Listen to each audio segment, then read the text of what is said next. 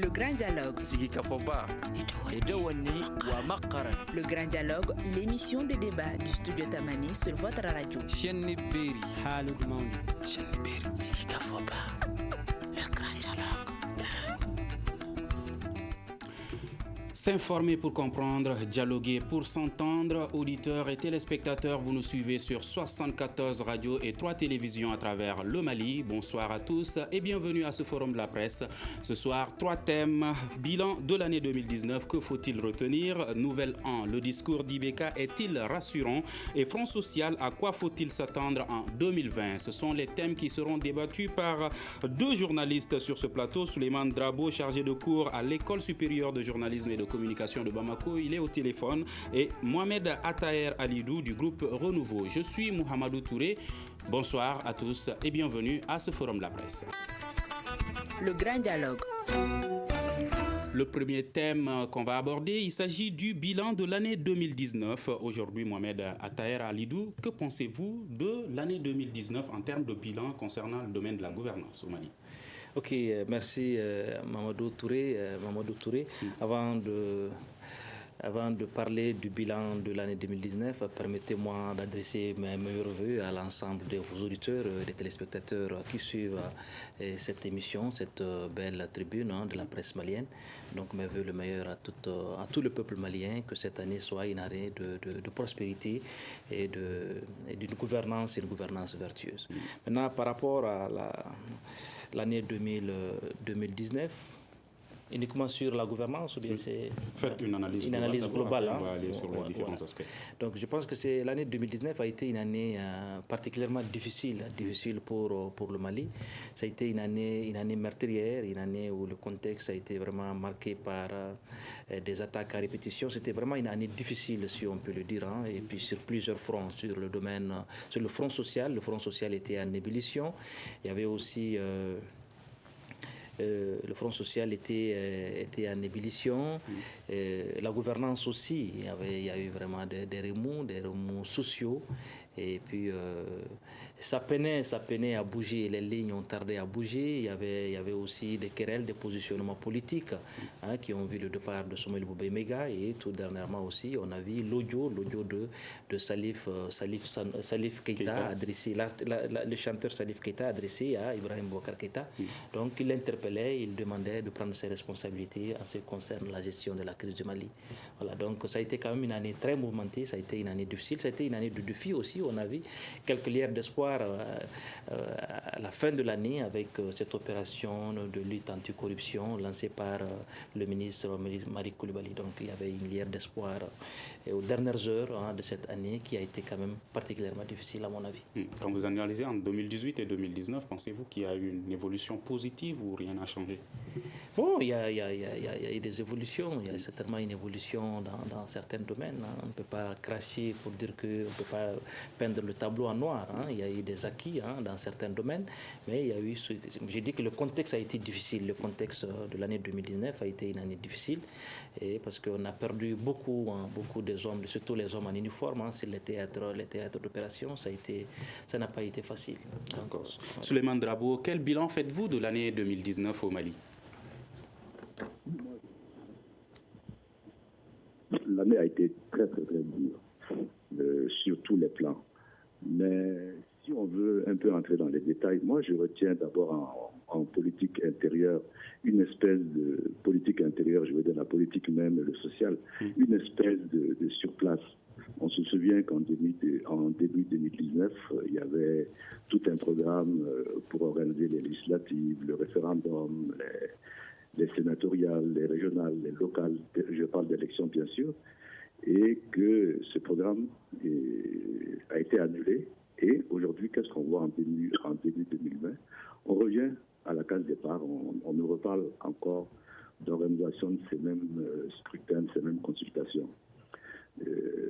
Sur le plan social, idem, on a vécu une année 2019 vraiment tendue sur le plan social avec une grève des milieux scolaires qui a failli gâcher l'année. Et en début 2020, on revient à la case départ, on repart comme si on repartait à zéro, et avec la même crise qui reprend de la vigueur. Ça, c'est sur le plan de la politique intérieure. Sur le plan sécuritaire, on peut analyser les choses en voyant qu'il y a eu deux parties dans cette année 2019. Au début de l'année, on a vu l'année d'abord a commencé avec un massacre à Sobané, et ça s'est poursuivi avec Ogossagou et avec d'autres tueries. Donc les violences étaient plutôt indexées, intercommunautaires. Et dans une première partie. Même dans la deuxième partie de 2019, ça a changé de tout au tout parce que les groupes armés terroristes se sont organisés, pour cette fois, s'en prendre aux forces armées de sécurité. Et c'est là où on a assisté à beaucoup de grosses attaques de camps avec des bilans très très lourds qui ont assombri la fin de l'année. Donc je pense que même s'il y a un contexte général d'années difficiles, quand on rentre dans les détails, on voit qu'il y a des nuances et qu'il y a des leçons à tirer de tout ça. Et justement, si vous devez faire aujourd'hui un bilan de la gouvernance de façon plus spécifique, aujourd'hui, est-ce que vous pensez que la gouvernance au Mali, elle est satisfaisante? Bon, mais ça c'est une question très vaste. C'est une question très vaste. Si on prend par exemple le social, je pense qu'on va c'est peut-être dans votre plan d'émission de revenir dessus, mais si on prend le social, on s'aperçoit que la résurgence des mouvements syndicaux en début d'année, malgré la demande de trêve qui a été émise lors du dialogue national inclusif et qui a été reprise par le président de la République dans son discours, on voit que la résurgence vient de promesses qui ne sont pas tenues. Donc, il y a vraiment des problèmes de gouvernance ici. Idem sur le plan de la sécurité, parce que quand on regarde le bilan de l'année, on s'aperçoit bien que le gouvernement, les autorités, le gouvernement en général, les autorités locales, les instances militaires, les gens ne sont pas innocents dans tout ce qui est arrivé. Je veux dire que tout ce qui devait être fait ne l'a pas été fait et ne l'a pas été bien fait. Voilà. D'accord. Qui sont les responsables de cette situation selon vous, Et Mamadou Touré, je pense que cette situation, cette mauvaise gestion des affaires publiques incombe en premier lieu au premier président, au premier responsable du pays, qui est le président de la République, le président Ibrahim Boubacar Keïta. Donc, parce que c'est lui que les Maliens avaient élu pour prendre en main la gestion des affaires. Donc, si quelque chose ne va pas, c'est-à-dire les regards sont, c'est-à-dire a priori braqués sur le premier responsable du pays. Vous l'avez appelé la solution. La solution. Oui, bien sûr, parce que c'était quand même lui qui doit fixer le cap. Il doit fixer le cap. Mais je dis que le contexte a été difficile. Le contexte a été difficile parce que je reviens un peu sur quelques moments qui m'ont un peu marqué personnellement pour l'année 2019. On a vu le religieux, l'émergence du religieux sur la scène politique malienne. On a vu Mahmoud Dicko en premier lieu. Il était là, il était présent. Au moment où les politiques dormaient, se couchaient, il était là, il a pris ses responsabilités en main. Et on peut dire que... L'implication des religieux dans la politique, est-ce une bonne chose ou une mauvaise chose? Bon, je peux dire que si l'implication des religieux sur la sphère publique, sur la scène politique, quelque part, c'est la faillite du politique malien. C'est la faillite du politique malien. On a des politiques maliens malheureusement médiocres, piètres politiques, qui n'ont pas de vision. Donc, s'ils ont échoué à donner satisfaction aux vrais problèmes du pays, normal, la nature a horreur du vide. C'est comme ça, les religieux sont venus prendre ce terrain-là, l'espace public. Donc, ils ont leur mot à dire dans l'espace public, parce que ce sont des citoyens comme vous et moi. Et maintenant, j'ai dit que j'ai salué cette implication personnelle de ces deux imams, Mahmoud Dicko et le shérif du Noro. Ils ont joué un rôle assez important et ils ont même réussi à avoir la tête du Premier ministre Soumaïl Boubaïmega. Donc ça, c'était un fait important, un fait marquant vraiment de l'année 2019, où les fondements même de l'État étaient remis en cause. Où on voyait les religieux donner un ultimatum au président de la République ou au gouvernement ou à l'État tout court. Donc on voit que les fondements de l'État étaient menacés. Donc c'était une année particulièrement difficile pour le Mali. La gouvernance n'était pas une gouvernance exemplaire. Vous avez demandé si elle est satisfaisante, elle n'était pas satisfaisante. Mais maintenant, j'ai dit au dernier moment de l'année 2019, on a vu quelques actions timides de lutte contre la corruption. Mais encore une fois, que ce soit une lutte qui sera menée à fond, que ce ne soit pas vraiment une lutte sur fond de règlement de compte et que la justice puisse faire son travail et que les délinquants financiers puissent répondre à leurs actes. Mais de tous les délinquants financiers, pas seulement d'un camp contre un autre. Ça ne doit pas être une justice sélective. Souleymane Drabo, quel est votre avis sur cette implication des religieux sur l'espace public? Moi, je trouve que c'est triste. C'est quand même triste pour les idées qui avaient été développées en mars 91 et pour la démocratie qui a été mise en place à cette époque-là, parce que il y a aujourd'hui un vrai déficit de leadership et un vrai déficit de crédibilité du monde politique. Et le monde politique, non seulement n'est pas capable de gérer en toute responsabilité les affaires de la cité, mais ensuite, cette classe politique, c'est elle qui a fait le lit et qui a ouvert la porte aux religieux pour qu'ils s'engouffrent dans la gestion des affaires de la cité. Bon, moi, je trouve que c'est vraiment malheureux, mais c'est de bonne guerre. C'est toujours des luttes de pouvoir. Et les religieux, de tout temps, même au moment de la conférence nationale dans les années 91, les milieux religieux déjà avaient voulu s'impliquer dans le domaine politique et ils avaient été bloqués à l'époque. Mais aujourd'hui, les héritiers de mars 91 n'ont pas l'envergure des gens de l'époque. Dans le domaine sécuritaire, est-ce que vous pensez qu'aujourd'hui, le Mali, la force G5 Sahel, toutes ces forces qui sont présentes dans le pays peuvent changer quelque chose aujourd'hui? Non, on constate que non. On constate que non. Tous les résultats militaires et les défaites enregistrées durant ces derniers mois, non seulement au Mali, mais au Burkina Faso et même au Niger, qui avait la moins mauvaise réputation militaire dans le secteur, montrent que les forces ne sont pas encore à la hauteur des enjeux et qu'en face des armées nationales, il y a des groupes terroristes qui ont une très grande faculté d'adaptation et qui visiblement ont reçu des renforts aussi bien en armement qu'en experts par la filière libyenne. Donc aujourd'hui, avec un G5 Sahel qui tarde toujours à être opérationnel parce que les financements n'arrivent pas, le matériel n'arrive pas, la coordination ne se fait toujours pas. Et avec des armées nationales qui, comme au Mali ici, qui ont besoin de temps pour se former, pour s'équiper, et alors que le temps est la denrée qui est la plus rare dans le domaine sécuritaire. Non, pour l'instant, on ne fait pas le poids du tout. Les autorités maliennes et les partenaires se sont-ils plus concentrés sur l'aspect militaire pour faire face à cette crise? Oui, je pense que c'est l'aspect militaire, le tout militaire ne résout pas la question, parce que cette lutte contre le terrorisme, il faut aussi, c'est le renseignement.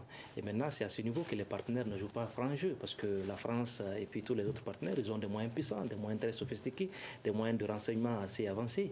Mais qu'est-ce qui ne va pas? Parce que ça veut dire quelque part qu'il n'y a pas de sincérité dans la collaboration, dans le partenariat. Donc aujourd'hui, on voit que les terroristes gagnent du terrain. Il y a même le président Mamadou Issoufou qui dit qu'ils sont devenus des spécialistes de l'art de la guerre. Ils sont même dans une stratégie territoriale. C'était le Burkina, le Niger, le Mali. Le Mali a été frappé sérieusement cette année. C'était Guiré, Djoura, et Boulekessi, Ndeliman, Tabankort, pour ne citer, où vraiment le Mali a payé le lourd tribut dans sa lutte contre le terrorisme. Donc quelque part, parce qu'il y a un problème d'homme, il faut le dire, c'est pas seulement les équipements, mais il faut aussi, c'est un problème d'homme en ce qui concerne le Mali. L'excellent confrère Dabo l'a dit, nos armées sont sous-équipées, souvent même mal entraînées, mal formées, donc ils ne font pas le poids face à ces terroristes bien aguerris et souvent qui ont aussi et qui sont parmi nous, qui ont le renseignement et puis ils déstabilisent nos positions. Donc maintenant il faut plus de collaboration, plus de sincérité dans la collaboration et plus de moyens alloués à ses forces de sécurité et de défense pour venir à bout de la lutte contre le terrorisme. Donc, d'où l'interpellation de Salif Sanogo, je ne sais pas pourquoi, Salif Keïta, le chanteur, le célèbre chanteur, qui a interpellé, et il a même accusé la France, son président, d'être à l'origine des tueries dans le nord du Mali. Il dit qu'il n'y a pas de terroristes et que c'est la France qui instrumentalise cette guerre-là. Donc, pour vous dire, à tort ou à raison, parce que c'est pour dire... Bon, il dit ce que pensent la plupart des Maliens.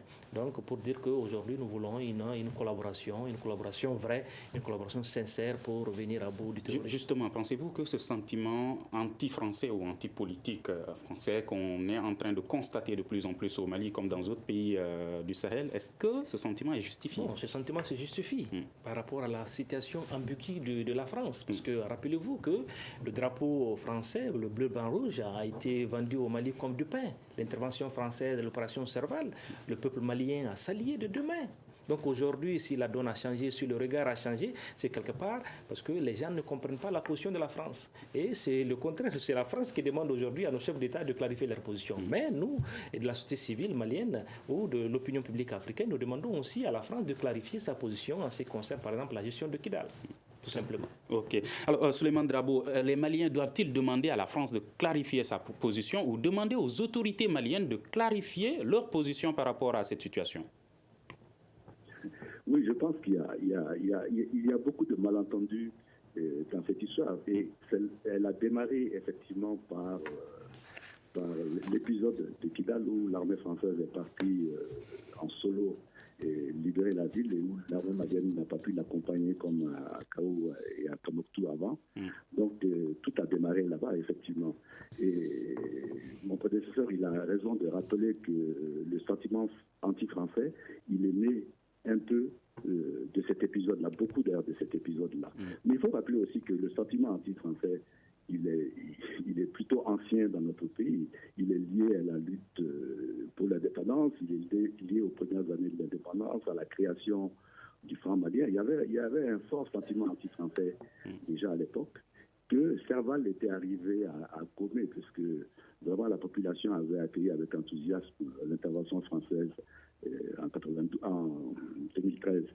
Mais par la suite, il y a une série de maladresses françaises qui a provoqué un retournement de situation. Et je pense qu'aujourd'hui, les choses sont assez compliquées, aussi bien pour le gouvernement français que pour les gouvernements africains, parce que chacun est confronté à des problèmes de politique intérieure qui le poussent à mettre la pression plutôt sur l'autre que sur soi-même. Je pense que lors on l'a vu, on le voit dans le discours du président, le discours du gouvernement du président, parce que il est très ambivalent. Il veut à la fois demander à la population malienne de faire preuve de gratitude envers les forces étrangères qui viennent mourir au Mali, ce qui est normal. Mais de l'autre côté, il a des accents nationalistes pour mettre l'accent sur la fierté malienne et tout ce qui est normal aussi. Donc, aussi bien Macron qu'Ideka dans le cas d'espèce, je ne parle pas du Soufi ou bien du président burkinabé, sont tiraillés entre la nécessité de gérer leur opinion intérieure et la nécessité de sauvegarder la coopération internationale. Justement, et on va aborder le second thème du grand dialogue, ce discours du président de la République à l'occasion du Nouvel An. Est-ce qu'il est rassurant pour vous, Souleymane Drabo? Rassurant, non, je pense que le président lui-même, est-ce qu'il avait envie de rassurer les gens par ce discours-là? Il a essayé de rassurer un peu au début sur la partie économique, le bilan économique qu'il a brossé. Mais par la suite, je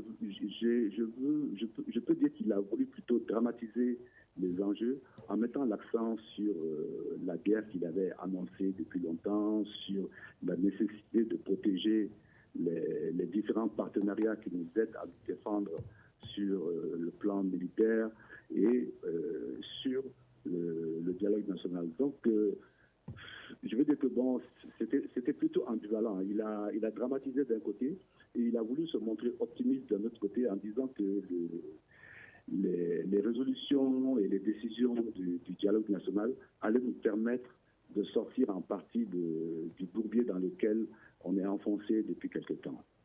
Mohamed Atta, quel est votre point de vue sur ce discours du président? Oui, le discours du président de la République, ce n'est pas un discours nouveau. C'est pas un discours nouveau. Je dirais même que c'est du réchauffé.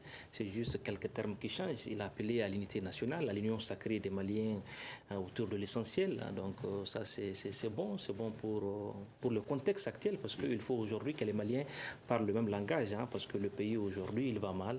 Donc on doit parler le même langage et regarder dans la même direction pour sauver le Mali. Donc à ce niveau-là, on peut dire que ce message d'apaisement, ça peut réconforter, ça peut être apaisant, ça peut être réconfortant ou même rassurant. Sinon, dans le reste, il parle de la croissance. Maintenant, la croissance, il y a des gens qui disent que la croissance ne se mange pas. Justement, il dit l'économie nationale se révèle d'une remarquable résilience avec un taux de croissance économique annuel de 5% depuis 2013. Nos recettes augmentent et nos dépenses publiques sont de plus en plus maîtrisées. Oui. Il est dans la communication, tout simplement. C'est comme un président qui fait... C'est un discours campagne. C'est un discours campagne. Donc, et puis il dit qu'il mesure la gravité de la situation, qu'il comprend les couleurs, qu'il comprend la misère, plus loin, qu'il comprend la pauvreté des Maliens. Donc ça ressemble plutôt à un discours de campagne, un président qui cherche à rassurer. Sinon, ils sont nombreux, je ne suis pas spécialiste de la communication, mais les spécialistes disent que la croissance ne se mange pas. Le panier de la ménagère aujourd'hui, il est vide, il n'a même pas de panier. Aujourd'hui, c'est un sachet noir pour cacher de plus en plus un contenu très maigre. Ce n'est même pas le panier a disparu pour le sachet noir. Donc c'est juste une métaphore que j'utilise, un peu caricature tout ça, mais aujourd'hui les Maliens ne vivent pas mieux. Donc c'est vrai peut-être que ça sont des indicateurs, mais aujourd'hui il faut reconnaître que la pauvreté est là, elle est là, c'est une réalité, c'est une évidence. Donc le président doit sortir de ces discours-là et essayer de répondre aux vraies aspirations du peuple malien. Donc maintenant, l'autre point intéressant ou rassurant, c'est qu'il dit qu'il va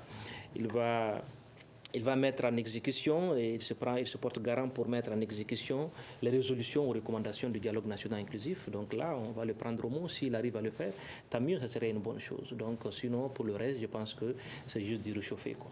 Et l'utilisation des sachets plastiques est également regrettée par les écologistes aujourd'hui. Alors, Monsieur Souleymane Drabo, est-ce que vous pensez que cette remarquable résilience de l'économie nationale qui est soulignée par le président de la République est sentie par le citoyen lambda? Non, je ne pense pas. C'est l'éternelle question des arguments macroéconomiques par rapport au quotidien des gens. Il y a un décalage. Il y a toujours un décalage dans le discours et les arguments qui mettent en avant les performances macroéconomiques du pays et le ressenti de la population au Mali ici.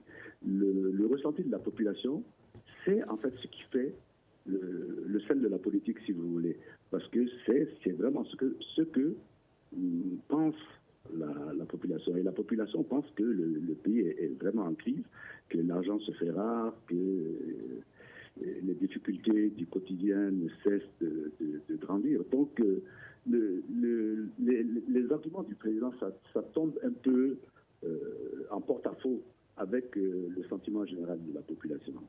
Alors, qui profite de cette remarquable résilience? Bon, mais c'est un argument politique. L'argument politique, c'est que le pays est bien géré. C'est ça l'argument qui est développé dans le discours présidentiel. Est-ce le cas? Est-ce que le pays est bien géré? Non, je dis que c'est les arguments qui sont développés dans le discours présidentiel. Et le discours présidentiel, c'est un discours politique, c'est de la communication politique.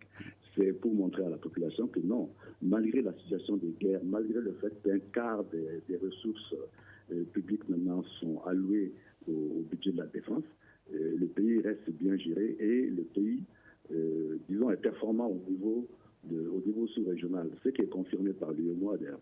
N'est-ce pas? Mais voilà, comme toujours, ça tombe à côté parce que ce n'est pas le sentiment de la population. Le Mali est l'un des pays les moins endettés de l'Afrique de l'Ouest, a déclaré le président de la République aussi. Mais est-ce que le Mali est l'un des pays les moins corrompus de l'Afrique de l'Ouest? Très belle question, Mamadou Touré.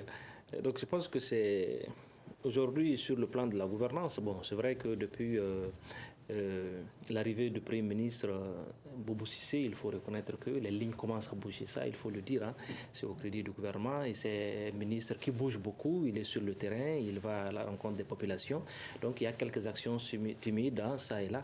Donc, mais maintenant, est-ce que le Mali est premier sur le terrain de la lutte contre la corruption? Ça, c'est notre débat. C'est vrai qu'un vrai sentier est ouvert, une vaste opération de lutte anti-corruption est lancée par le ministre Malik Coulibaly, qu'on sait très intègre. Maintenant, où est-ce que cette lutte va aller jusqu'où? Ça, c'est aussi une autre question. Mais j'ai dit, cette lutte-là doit aller jusqu'au bout et que ça ne doit pas seulement être le menu fretin, quoi. C'est juste ça. Alors, M. Drabo, vous, que pensez-vous de cette lutte de la corruption au Mali? Effectivement, hein, c'est toujours le problème de leadership qui apparaît dans ce genre de problème. Est-ce qu'il y a des dirigeants qui sont assez déterminés pour prendre la responsabilité d'engager la lutte contre la corruption? Et effectivement, l'arrivée du ministre Malik au gouvernement a rassuré les gens sur ce point, comme la nomination d'un procureur qui semble très déterminé à faire avancer les dossiers. Maintenant, est-ce que l'institution judiciaire elle-même est assez outillée moralement et techniquement pour s'attaquer à tous les dossiers économiques qui sont accumulés au fil des ans? Ça, j'en doute un peu. Est-ce que la volonté politique des autorités d'appuyer le ministre dans la lutte anticorruption qu'il vient d'engager, malgré les conséquences possibles sur le monde politique et malgré les conséquences possibles sur les fonctionnaires, sur le monde des affaires ici, est-ce que cette volonté politique va perdurer? Pour l'instant, le président l'a garantie. Maintenant, si la lutte doit aller beaucoup plus loin, on peut se poser des questions aussi sur est-ce que le ministre bénéficiera toujours des soutiens qu'il possède aujourd'hui. Et certains estiment que cette lutte devrait commencer au sein du gouvernement, même à travers une déclaration des biens du membre du gouvernement et ainsi que du président de la République. Oui, mais quand on prend la situation de 92 et celle d'aujourd'hui, on voit qu'il y a un recul net dans ce domaine. Parce que vous vous souvenez qu'en 92, quand Alpha Condé est arrivé aux affaires, la déclaration des biens du président de la République, comme celle de tous les ministres, a été rendue publique. Aujourd'hui, vous ne voyez plus ça. Les déclarations publiques sont déposées à la Cour suprême et enfermées dans un coffre-fort là-bas. Personne ne sait.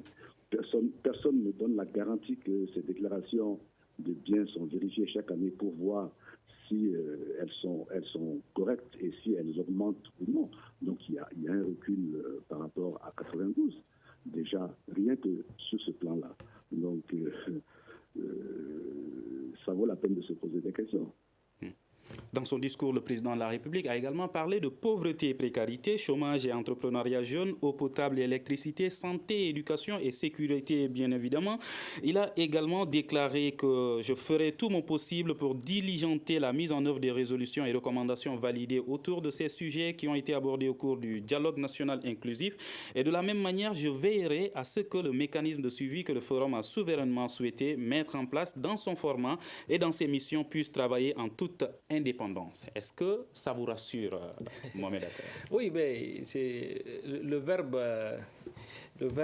ne rassure pas. Il faut des actes. Hein. C'est vrai que le président nous a habitués à des discours à chaque fois. Maintenant, le peuple malien veut des actes. C'est sur les actes qu'on peut le juger. Maintenant, sinon sur les discours, il y en a eu beaucoup.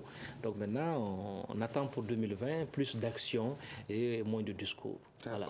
Ce que le dialogue national inclusif a voulu et qui est conforme à nos lois, le gouvernement le voudra, le chef de l'État le voudra. Souleymane Drabo, peut-on dire que ce qui a été abordé au cours de ce dialogue national inclusif était méconnu des gouvernants?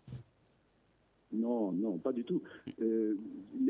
Tous les sujets abordés par le dialogue, c'est des sujets très présents dans l'actualité quotidienne. Et toutes les résolutions qui ont été prises par le dialogue étaient des résolutions déjà attendues sur ces problèmes connus. Donc, et le Premier ministre lui-même l'avait déjà annoncé depuis septembre qu'il allait prendre les résolutions du dialogue pour en faire la charpente, si vous voulez, de la déclaration de politique générale qu'il n'a pas encore faite à l'Assemblée et qu'il devrait faire incessamment. Donc, lorsque le président annonce que le gouvernement va mettre en œuvre ce que le dialogue a décidé, je pense que ce n'est pas quelque chose d'étonnant. Ce serait même quelque chose de normal parce que ça rentrerait dans un programme classique du gouvernement dans le contexte actuel du Mali. Et même le fait qu'il y ait une instance indépendante qui va être chargée du suivi des résolutions, que le gouvernement accepte que cette instance contrôle n'a rien d'étonnant non plus, parce que de toute façon, l'Assemblée nationale est déjà là, qui devrait contrôler. S'il y a une instance supplémentaire pour contrôler, bon, il y aura un double contrôle, c'est tout. Alors, il a également estimé que certains sentiments exprimés via les réseaux sociaux, certains articles de presse ou par des voix connues demeurent préoccupants car il est essentiel, voire vital, de ne pas se tromper d'ennemis. Y a-t-il des gens sur les réseaux sociaux, dans les médias qui se trompent d'ennemis? Bon, c'est pas le président de la République, c'est pas son rôle de contrôler tout ça. Nous sommes dans une démocratie, et dans une démocratie, c'est la pluralité des opinions, c'est la diversité des opinions. Donc il n'a pas à se soucier que les gens, par exemple ça, c'est juste, il fait allusion à ceux qui aujourd'hui fustigent ou même dénoncent la complicité ou dénoncent, j'allais dire, le manque de sincérité de la France. Donc je pense que ces gens-là ont aussi leur mot à dire dans l'expression plurielle. Donc il ne doit pas se soucier de ça. Donc, et puis il fait aussi allusion, un peu, il dit à des voix connues, il fait allusion à Salif Keïta. Donc ça, il ne doit pas se soucier de ça. Il doit juste poser des actes et puis le peuple apprécie. Le peuple va apprécier. Donc il ne doit pas se contenter de qui apprécie, de qui n'apprécie pas. Donc maintenant, lui, il doit gérer les affaires, il doit montrer une gouvernance vertueuse. Et le peuple est obligé à ce moment-là de suivre le pas. Donc il n'a pas à se soucier des humeurs, qu'est-ce que les gens pensent. Non, ça, ce n'est pas son souci. Donc il doit le sentir, il doit tenir compte et proposer une gouvernance vertueuse. Et c'est là qu'on peut avoir le salut et c'est dans ça qu'on peut avoir une solution pour le Mali. Sinon maintenant, il faut juste dire maintenant aux gens de cesser de parler, de cesser de dire ce qu'ils pensent. Je pense que ça serait du gâchis, ça serait un recul pour notre démocratie. Front social, la situation a été inquiétante en 2019. Souleymane Drabo, en 2020, à quoi faut-il s'attendre? Bon, si on en juge par la réaction des syndicats enseignants au discours du nouvel an du président de la République, il faut s'attendre à de nouveaux du mouvement de ce côté-là, puisqu'il y a déjà 14 jours de grève. Il y a une menace de 14 jours de grève qui est brandie. Et ces 14 jours à partir du 6 oui, je crois à partir du 13 ou bien du 14. Les enseignants? Oui, des enseignants du 21. Le syndicat des enseignants, c'est à partir du 6 et il prévoit une nouvelle grève encore à partir du 21. Voilà, c'est ça. Bon, mais même le nombre de jours de grève, c'est assez trompeur, parce que c'est des grèves perlées qui ne prennent pas en compte les week-ends. Donc, ça fait 2-3 semaines de grève dont la menace est brandie. Donc, il faut s'attendre déjà à ce que les syndicats ne soient pas très intéressés ni par la grève sociale, ni par le forum social qui a été préconisé par le dialogue national. Mais ça aussi, ce n'est pas étonnant, parce que déjà, en début 2019, lorsque Soumaïdou Bougaï a été élu ministre, il avait annoncé la tenue d'un forum national. Et à l'époque, même l'UMTM et d'autres syndicats s'étaient débarqués de cette idée-là. Les syndicats avaient jugé que leurs revendications étaient déjà connues du gouvernement. Ils avaient des cahiers de revendications qui avaient été déposés, des négociations qui avaient débuté. Et donc, il n'y avait aucune raison de noyer toutes ces avancées dans un improbable forum social. Et je crois que aujourd'hui, c'est la même attitude que les syndicats enseignants adoptent. C'est-à-dire qu'elles n'ont rien à faire d'un forum national. Elles veulent que leurs revendications soient satisfaites. Les enseignants ont-ils raison de rejeter cette demande de trêve du président? Bon, je pense que les enseignants sont dans leur droit de poser des revendications. Les revendications sont légitimes, mais je pense que c'est une main tendue, c'est un clin d'œil que le président leur fait. C'est-à-dire qu'ils doivent comprendre qu'aujourd'hui que le pays est en crise, le contexte est difficile. Donc si le président demande une trêve, je pense qu'en bon malien, ils doivent accepter cette trêve-là et aller plus tard à poser toutes les revendications sur la table de négociation. Mais pour le moment, je pense que c'est sage pour les enseignants. Je comprends les revendications, mais ça aurait été plus sage de la part de ces enseignants-là de répondre à cette main tendue, à ce clin d'œil du président de la République, en acceptant d'observer la trêve. Mais en l'acceptant, ont-ils une assurance que leurs revendications ça c'est le président, parce que le président demande la trêve sociale. Mm. Donc maintenant, c'est le président d'accompagner ça avec des mesures rassurantes, avec des garanties rassurantes. Et je pense que comme ça, on pourra, parce que l'année dernière, il ne faut pas oublier qu'on a frôlé l'année blanche. Si cette année aussi, depuis janvier, qu'on commence déjà dans cette situation, dans ce tourbillon-là, je pense que ce n'est pas une bonne chose pour l'école malienne qui est déjà malade. Donc je pense que les enseignants doivent comprendre que le pays est en guerre, le contexte est difficile. Je comprends les revendications, mais ils doivent observer cette trêve demandée par le président et au président de les rassurer pour trouver une solution. Certains Maliens regrettent également que les enseignants pensent beaucoup plus à l'amélioration de leurs conditions de vie qu'à l'amélioration de la qualité de l'enseignement malien aujourd'hui. Oui, c'est une réalité, mais les deux vont ensemble.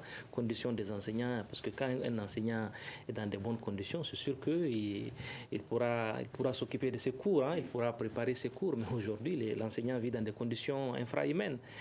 Ils sont nombreux, ces enseignants qui ne préparent plus les cours, qui improvisent. Je ne parle pas de ces enseignants qui aujourd'hui ont le sacerdoce, mais ils sont nombreux aujourd'hui aussi qui sont dans l'enseignement parce qu'il n'y a pas d'emploi. Donc le métier n'est plus une vocation, ce n'est plus un sacerdoce. Donc aujourd'hui, il faut poser le débat et penser aux états généraux de l'éducation parce que l'école malienne aujourd'hui est malade. Parce que de tout temps, on cherche seulement à sauver l'année scolaire, mais il faut sauver l'école parce que c'est l'école qui est malade. Alors, en parlant de niveau des élèves et également de niveau des enseignants, Souleymane Drabo, aujourd'hui, quel avenir pour l'école malienne? Ça, une question très vaste qui n'a aucune réponse optimiste. Qui n'a pas de réponse optimiste parce que il y a effectivement, lorsqu'on examine le problème, il y a un problème de moyens, d'infrastructures, de personnel, de matériel, mais il y a aussi, comme Mohamed l'a dit, il y a un problème de motivation, de conscience professionnelle et de compétences même des enseignants parce que la demande en éducation est très forte, comme on s'en aperçoit à la multiplication des écoles privées dans notre pays. La demande est très très forte. L'État ne peut pas répondre à toute cette demande. Et de notre côté, l'offre n'est pas à la hauteur. L'offre n'est pas à la hauteur. Elle n'est pas à la hauteur humainement, elle n'est pas à la hauteur matériellement. Donc, même si on fait des états généraux aujourd'hui de l'éducation, ça va être un peu comme le dialogue national. On va arriver à des réponses qui étaient prévisibles, mais pour lesquelles l'état actuel des choses, comme l'a dit le président, n'aurait pas les moyens de sa politique. Parce qu'on est dans un pays en guerre et que, une très grande part des ressources va à cet effort de guerre. Et que l'État, par contre, est écrasé par de multiples priorités. Donc, c'est quasiment un cercle vicieux, si vous voulez. C'est la quadrature du cercle, en fait, le problème de l'école au Mali. Et dans ces conditions, Mohamed Attaher, peut-on s'attendre à un citoyen lambda qui peut s'impliquer, comme il est demandé, dans la lutte contre l'insécurité que vit le pays aujourd'hui?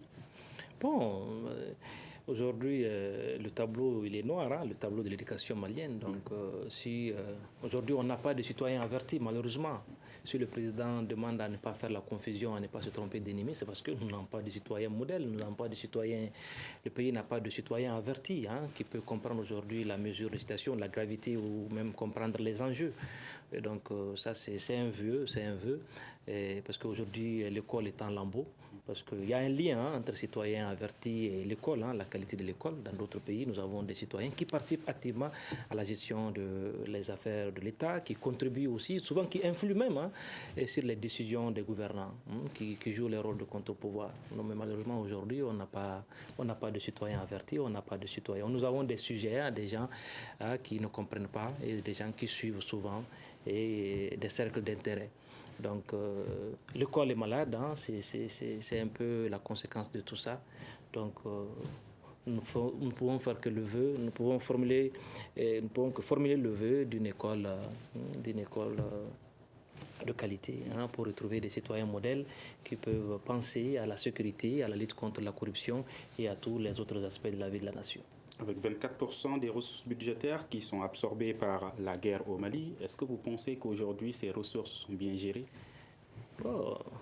Touré, vous avez toujours cette facilité d'aborder des sujets qui fâchent, avec un style propre à vous, assez intéressant que j'apprécie d'ailleurs. Je ne suis pas du gouvernement pour savoir si les ressources sont bien gérées, mais maintenant, je suis un observateur qui regarde un peu, mais je pense que toute cette somme qu'on annonce, il n'y a pas de résultat. Quand on juge, quand on regarde un peu les résultats, il n'y en a pas pratiquement. L'armée aujourd'hui, il n'y a pas de résultat. Donc maintenant, où va cet argent-là? Il faut faire l'audit de tout cet argent-là, de tous ces milliards-là. Qu'est-ce qui ne va pas? Parce qu'il se dit souvent que les militaires maliens n'ont même pas de munitions. Donc on ne comprend pas ça. Il y a une loi de programmation militaire. Donc il faut se poser des questions. Et le président, il y a aussi une affaire qui devrait la chronique. C'est des aéronefs qu'on loue, ou même affrétés. Je ne sais pas l'expression appropriée. Donc aujourd'hui, le malaise il est profond, le malaise est là. Où va l'argent? C'est là la grande question. Est-ce que c'est la même question que vous posez Souleymane Drabo? Où va cet argent? Oui, en fait, c'est la question que l'opinion publique se pose, parce que le budget national, ce sont les impôts des individus ici et les recettes diverses de l'État. Donc, ce que l'on demande à l'État et au gouvernement, c'est un minimum de transparence, même si ce sont des affaires militaires, un minimum de transparence et de redevabilité dans l'utilisation des fonds.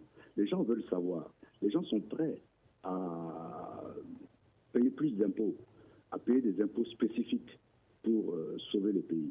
Mais il faut que, de l'autre côté, ils aient la garantie que cet argent est bien géré et est dépensé à bon escient. Une garantie que l'on n'a pas aujourd'hui. Donc, que le fait que les gens se posent la question sur où va cet argent, je crois que c'est une question légitime et normale. En 2020, quelles devraient être les priorités du président de la République au Mali, selon vous? Non, mais il les a. En fait, les priorités, tout le monde les connaît, et lui-même les a énumérées dans son discours. La première priorité, c'est la sécurité.